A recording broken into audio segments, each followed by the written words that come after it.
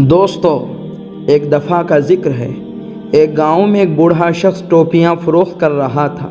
دوپہر کا وقت تھا، وہ بہت تھک چکا تھا اور اسے بہت بھوک لگی تھی۔ وہ ایک سیب کے درخت کے پاس پہنچا تو اس نے سوچا کچھ سیب توڑ کر کھا لیتا ہوں، لیکن وہ درخت پر نہیں چڑھ سکتا تھا، اس لیے وہ سیب توڑ کر نہیں کھا سکا۔ لیکن اس نے سوچا کیوں نہ اس درخت کی چھاؤں میں تھوڑی دیر آرام کر لیتا ہوں۔ اس نے اپنا سامان رکھا اور درخت کے نیچے آرام کرنے کے لیے سو گیا۔ درخت پر بہت سے بندر تھے۔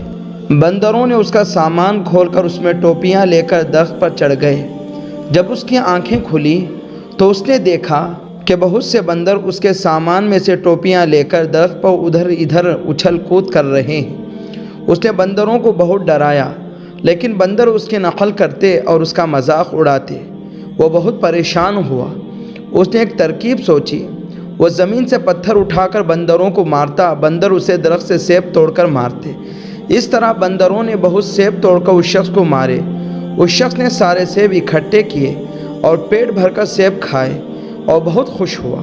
اس نے سوچا کہ وہ جو کچھ کرتا ہے بندر اس کی نقل کرتے ہیں۔ اس نے ایک ٹوپی پہن رکھی تھی۔ اس بندروں سے ٹوپیاں واپس لینے کے لیے ایک چال چلی۔ اس نے اپنے سر سے اپنی ٹوپی زمین پر پھینک دی۔ بندروں نے اپنے سر سے ٹوپیاں زمین پر پھینک دی۔ اس نے جلدی ساری ٹوپیاں اکٹھی کیں، اپنے سامان میں رکھ دی اور بندروں کا مذاق اڑانے لگا۔ بندر بہت شرمندہ ہوئے اور اس کا منہ دیکھتے رہ گئے۔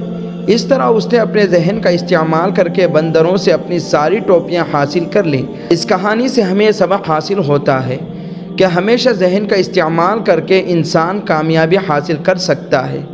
پیغام پسند آیا تو آگے شیئر کریں۔ جزاک اللہ۔